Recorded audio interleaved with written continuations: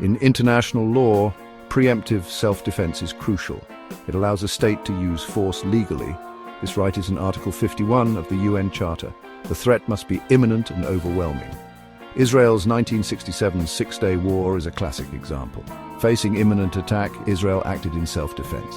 The key principle is imminence. The threat must be immediate with concrete evidence. Preemptive self-defense aims to prevent devastating attacks. In stark contrast to preemptive self-defense, preventive war is considered illegal under international law. It occurs when a state attacks another to eliminate a perceived future threat.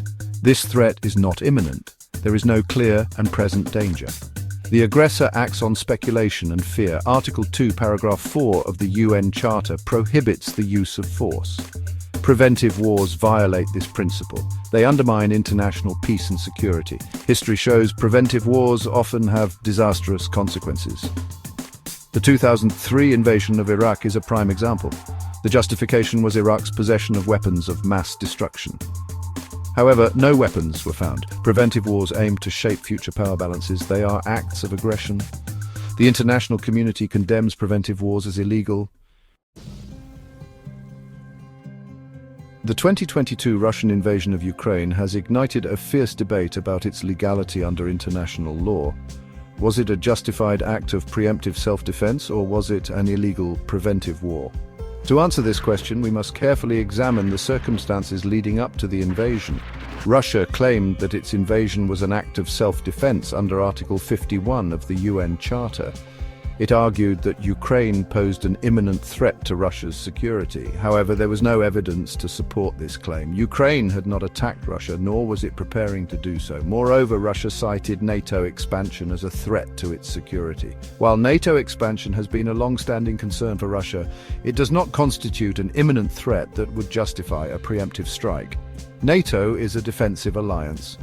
Its enlargement does not pose an inherent threat to Russia. The absence of an imminent threat from Ukraine strongly suggests that Russia's invasion was a preventive war. Russia was motivated by a desire to prevent Ukraine from aligning itself more closely with the West, potentially even joining NATO. It sought to maintain its sphere of influence in its near abroad and prevent Ukraine from becoming a Western bulwark on its border. Russia attempted to justify its invasion by claiming that it was protecting ethnic Russians in eastern Ukraine. It alleged that a genocide was being carried out against them.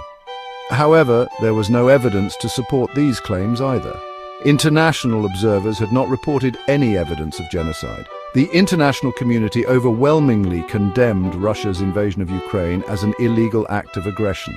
The UN General Assembly voted overwhelmingly to demand that Russia immediately withdraw its forces from Ukraine.